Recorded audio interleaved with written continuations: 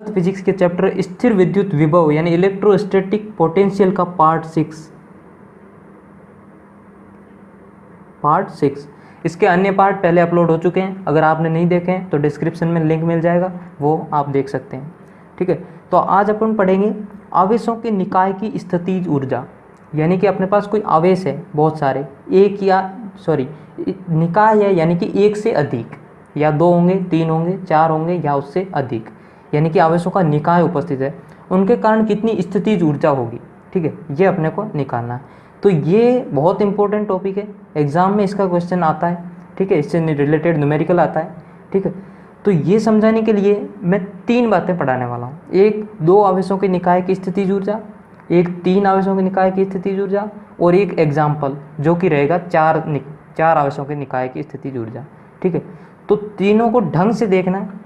And तक मैं आपको 100% गारंटी के साथ कह रहा हूँ, एंड तक आपको कंप्लीट समझ में आ जाएगा इसका फंडा कैसे निकालते हैं। ठीक है, तो ध्यान से समझने में ध्यान देना, 100% देना इस बात को समझने में जो मैं समझाऊँ। ठीक है, क्योंकि नोट्स आपको लिखे हुए डिस्क्रिप्शन में लिंक दिया हो, वहाँ से मिल जाएंगे लिखे हुए, तो आप समझने में ध्यान दें 100%। ठीक, तो सबसे पहले देखेंगे 2 आवेशों के निकाय की स्थितिज ऊर्जा। यानी कि अपने पास 2 आवेश है Q1 और Q2, इनके कारण कितनी स्थितिज ऊर्जा होगी, ये अपने को निकालना है। ठीक है, तो सबसे पहले अपन समझेंगे स्थितिज ऊर्जा होती क्या है। ठीक है, बेसिक बता रहा हूँ, स्थितिज ऊर्जा अपन कैसे निकालेंगे, इसका क्या फंडा होता है ये समझा देता हूँ, फिर आगे का पूरा एकदम आसान हो जाएगा।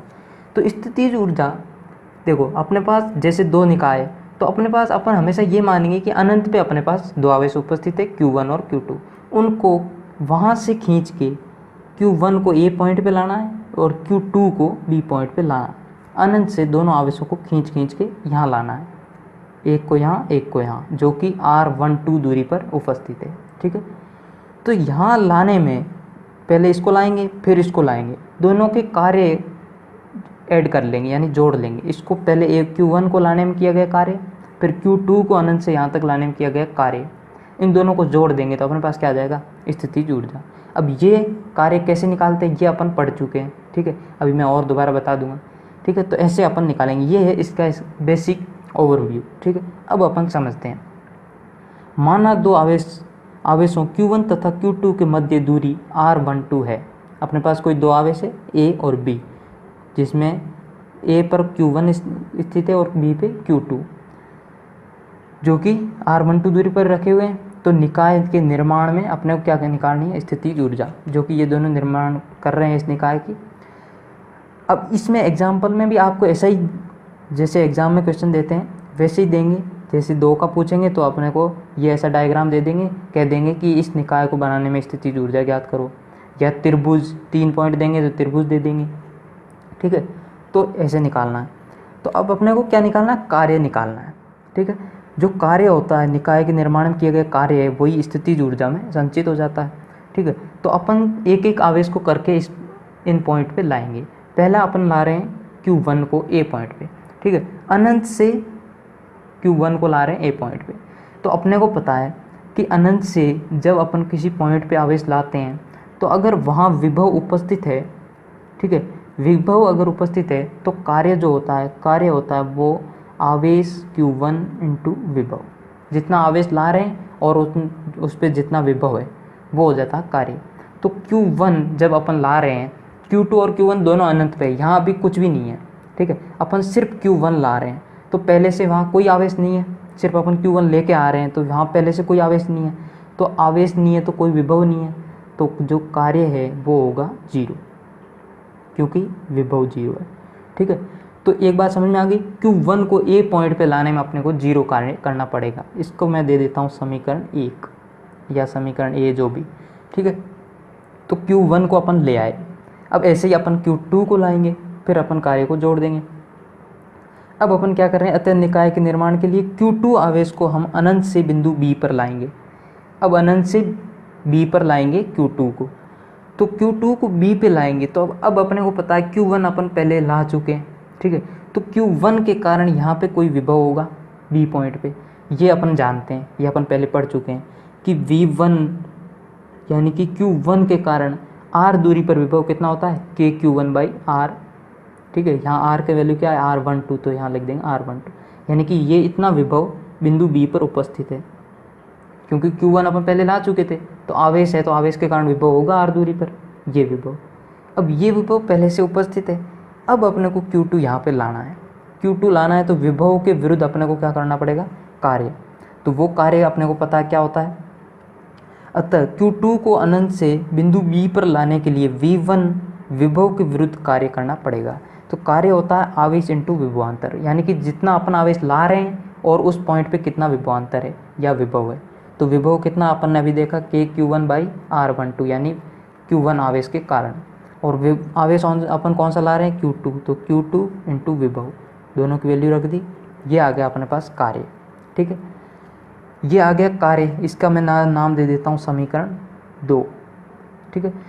यानी कि Q1 को वहाँ A पॉइंट पे लाने में कार्य था 0, Q2 को B पॉइंट पे लाने में किया गया कार्य था ये समीकरण 2 वाला। अब अपने क्या है, Q1 को भी ले आए, Q2 को भी ले आए, यानी कि निकाय बन गया। तो अपन दोनों के कार्य को जोड़ देते हैं, 0 प्लस ये, तो अपने पास क्या आ जाएगा, स्थितिज ऊर्जा इज इक्वल टू, वो तो 0 था, ये KQ1Q2/R12, ये आ जाएगी स्थितिज ऊर्जा, ठीक है। तो आपको समझ में आ गया होगा बात। तो Q1 Q2 यहाँ क्या आवेश था और R12 क्या है, इनके मध्य की दूरी, और K क्या होता है, 1/4πε0। ये अब आपको पता ही होगा क्योंकि अपन पहले पढ़ चुके हैं, ठीक है। तो अब आपको यहाँ से समझ में आ गई होगी बात। अपने को क्या करना है, स्थितिज ऊर्जा निकालने के लिए जितने आवेश अपने को क्वेश्चन में देगा उन सबको एक एक करके लेके आएंगे अनंत से, और सबका कार्य निकालेंगे और जोड़ देंगे, ठीक है। अब देखते हैं 3 आवेशों के निकाय के कारण, 2 का अपन ने देख लिया, अब देखते हैं 3 के कारण। 3 में भी अपन वही है, तीनों अपने पास सबसे पहले मानेंगे अनंत में है, अनंत में अपने पास तीनों उपस्थित है। पहले Q1 को लाएंगे A पे, फिर Q2 को लाएंगे B पे, फिर Q3 को लाएंगे C पे, ठीक है। तो अपने को पता है अभी यहाँ कुछ भी नहीं है, तीनों अनंत पे है। सबसे पहले अपन Q1 को ला रहे हैं, ठीक है, Q1 को ला रहे हैं A पॉइंट पे, ठीक है। तो यहाँ कोई भी आवेश उपस्थित नहीं है पहले से, तो वहाँ विभव क्या होगा, 0, ठीक है। तो Q1 को लाने में जो कार्य करना पड़ेगा, कार्य is equal to Q1 into V। यहाँ V 0 है तो जो कार्य होगा वो होगा 0, ठीक है। तो Q1 को अपन A पॉइंट पे ले आएंगे बिना किसी कार्य किए हुए, क्योंकि वहाँ कोई विभव उपस्थित नहीं है। तो अब अपने पास Q1 आ गया, ठीक है। ये आप मान के चलें Q1 अपने पास आ गया, कोई कार्य करना नहीं पड़ा। इसको मैं समीकरण नाम दे देता हूँ A, जो भी आप दे दो, ठीक है। अब अपन क्या करेंगे, Q1 के कारण अब अपन B लेके आएंगे, B पे लेके आएंगे Q2 को, B पे लेके आएंगे Q2 को अनंत से, ठीक है। तो Q1 के कारण बिंदु P पर क्या है, विभव है।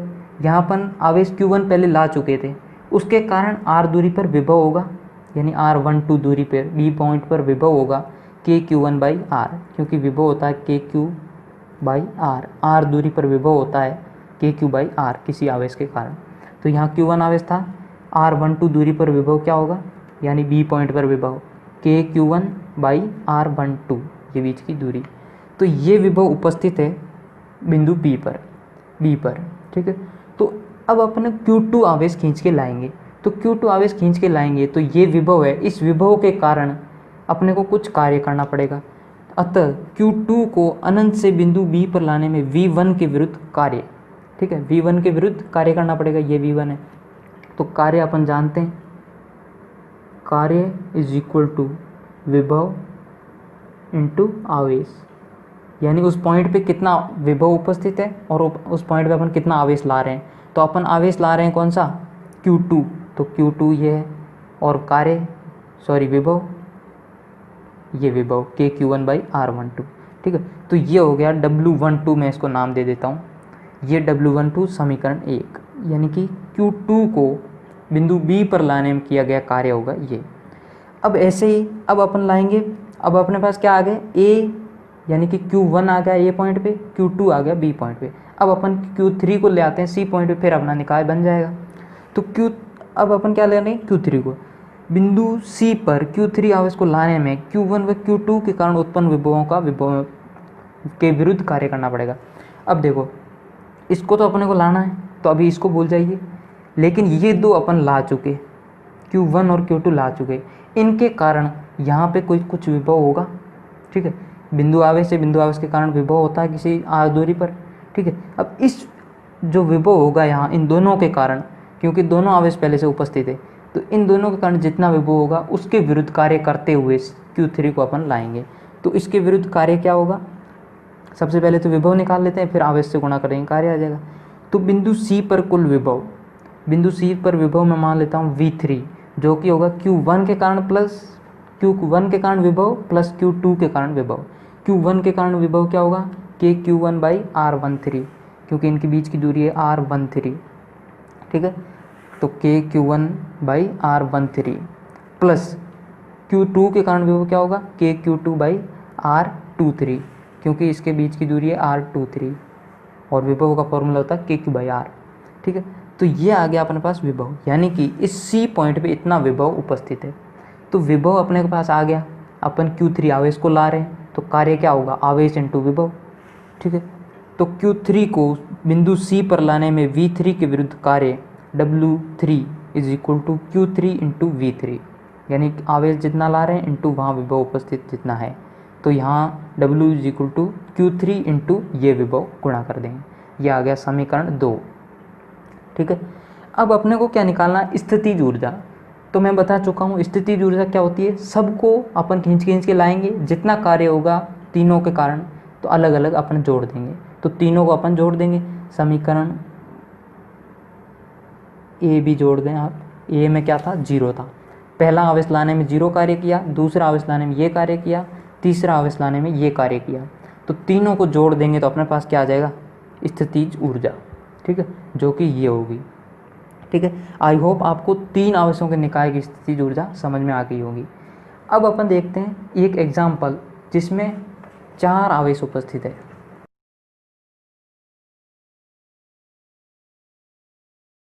ठीक है। तो ये भी फंडा वही है, अब तक आपको समझ में आ ही गया होगा। अगर नहीं भी आया है तो इसमें लास्ट अब समझ में आ ही जाएगा आपको, ठीक है, क्योंकि इसको प्रॉपर ढंग से लिखा हुआ है। चित्र में दर्शाए अनुसार, अब एग्जाम में क्वेश्चन ऐसा आएगा, चित्र में दर्शाए अनुसार 4 भुजा D वाले किसी वर्ग, भुजा D वाले 4 भुजाएं जिसकी भुजा की लंबाई है D वाले वर्ग ABCD के शीर्षों पर व्यवस्थित किए गए हैं, ठीक है। 4 आवेश है, -Q +Q, ये जो भी यहाँ दर्शा रखे हैं, +Q -Q +Q -Q, ये किसी ABCD शीर्ष वाले किसी वर्ग के शीर्षों पर व्यवस्थित किए हुए हैं। इस व्यवस्था को एक साथ बनाने में कार्य बताओ, ठीक है। अब ये व्यवस्था एग्जाम में दी हुई होगी और आपको पूछा जाएगा कि ये व्यवस्था बनाने में किया गया कार्य या उसकी स्थितिज ऊर्जा निकालो। तो अपने को फंडा पता है, एक एक आवेश को खींच के लेके आएंगे और सबका कार्य जोड़ देंगे। तो अब अपन सबसे पहले ये मान लेते हैं यहाँ कुछ भी उपस्थित नहीं है, चारों आवेश मेरे पास अनंत पे यहाँ कहीं उपस्थित है, वहाँ से मैं खींच के सबको लाऊंगा, ठीक है। तो माना पहले +Q आवेश को बिंदु A पर लाया गया, सबसे पहले +Q आवेश को बिंदु A पर लाया गया, ठीक है। उसके बाद आवेशों -Q को B पर, +Q को C पर तथा -Q को D पर, ठीक है। यानी कि -Q +Q -Q को क्रमशः B C D पे लाया गया, यानी कि बात सीधी है। पहले इसको, इस आवेश को इस A पॉइंट पे लाएंगे, फिर इस आवेश को बिंदु B पे लाएंगे, फिर इस आवेश को C पे लाएंगे, फिर इस आवेश को D पे लाएंगे, चारों अनंत पे उपस्थित है, ठीक है। तो सबसे पहले देख लेते हैं Q1 को A पे लाने में किया गया कार्य। आवेश +Q को A पर लाने में किया गया कार्य WA = आवेश इंटू विभव। क्योंकि अपने को पता है कि जब अपन इसको पहले ला रहे हैं, यहाँ पहले कुछ भी नहीं है, सारे अनंत में, सबसे पहले अपन +Q को ला रहे हैं तो पहले उसमें कोई आवेश उपस्थित नहीं है, तो विभव शून्य है। विभव शून्य है तो कार्य क्या होता है, आवेश इंटू विभव। आवेश अपन Q ला रहे हैं, +Q इंटू विभव क्या है, 0, क्योंकि कोई आवेश उपस्थित नहीं है वहाँ पहले, ठीक है। तो कार्य हो जाएगा 0, यानी कि +Q को A पॉइंट पे लाने में किया गया कार्य 0। अब यहाँ +Q अपन ला चुके, अब अपन ला रहे हैं B पे -Q, ठीक है। तो आवेश -Q को B पर लाने में किया गया कार्य जब +Q आवेश शीर्ष A पर उपस्थित है, यानी कि +Q आवेश A पे अपन पहले ला चुके, अब अपन B पर ला रहे हैं -Q, तो अब ये यहाँ बी पॉइंट पे विभव उत्पन्न करेगा KQ/R, ठीक है।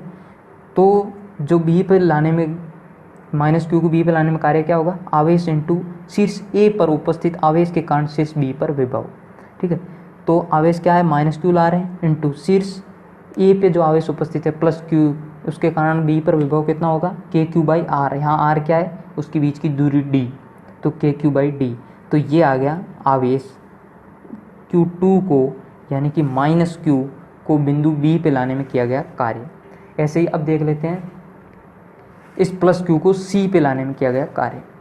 अब अपन देख रहे हैं इस C पे ला रहे हैं, तो इससे पहले अपन दो आवेशों को ला चुके A और B पे, तो उसके कारण उन दोनों के कारण C पे विभव उत्पन्न होगा। उस विभव के विरुद्ध अपने को कार्य करना पड़ेगा, यानी कि +Q आवेश को C पर लाने में किया गया कार्य जब +Q आवेश शीर्ष A पर तथा -Q आवेश शीर्ष B पर उपस्थित है। ये दो आवेश अपन पहले ला चुके थे। तो WC यानी कि C को लाने में किया गया कार्य इज इक्वल टू आवेश इंटू आवेशों A व B पर उपस्थित के कारण C पर विभव, यानी A व B बिंदु पर जो आवेश उपस्थित है उनके कारण C पर विभव कितना है, इंटू अपन कितना आवेश ला रहे हैं। तो अपन आवेश ला रहे हैं +Q इंटू विभव, विभव क्या होगा, KQ/d√2। ये कैसे हुआ देखते हैं।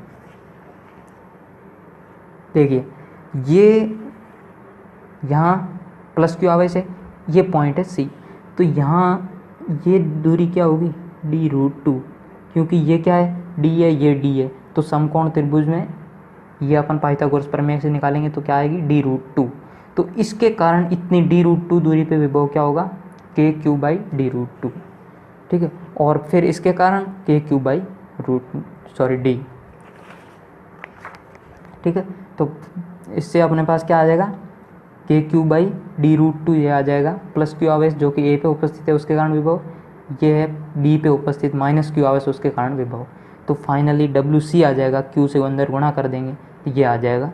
समीकरण दे देता हूँ 3, यानी कि Q3 को यानी कि जिसकी वैल्यू है +Q उसको C पे लाने में किया गया कार्य। ऐसे ही अब अपन क्या करेंगे, आवेश -Q को D पे लाने में किया गया कार्य। -Q है, इसको अनंत से D पे लाएंगे। तो अपने को पता है इस D पे लाने के पहले अपन इन तीनों को ला चुके, इन तीनों के कारण यहाँ विभव उपस्थित है, तो इस विभव के विरुद्ध अपने को कार्य करना पड़ेगा। तो -Q को D पर लाने में किया गया कार्य जब +Q आवेश शीर्ष A, -Q आवेश शीर्ष B तथा +Q आवेश शीर्ष C पर उपस्थित है। तो WD क्या होगा, आवेश इंटू A, B तथा C पर उपस्थित आवेशों के कारण D पर विभव, यानी जो तीन आवेश अपन ला चुके हैं उनके कारण विभव। आवेश अपन ला रहे हैं -Q इंटू ये होगा इनके कारण विभव। अब आपको समझ में आ ही गया होगा ये कैसे आया, ठीक है। तो WD यानी D को लाने में किया गया कार्य हो जाएगा ये। अब अपने को निकालना है इस निकाय को बनाने में स्थितिज ऊर्जा। तो मैं बता चुका हूँ स्थितिज ऊर्जा क्या होती है, सबको लाने में किए गए कार्य को जोड़ देंगे, यानी कि WA, WB, WC और WD चारों कार्य को जोड़ देंगे जो कि आएगा ये।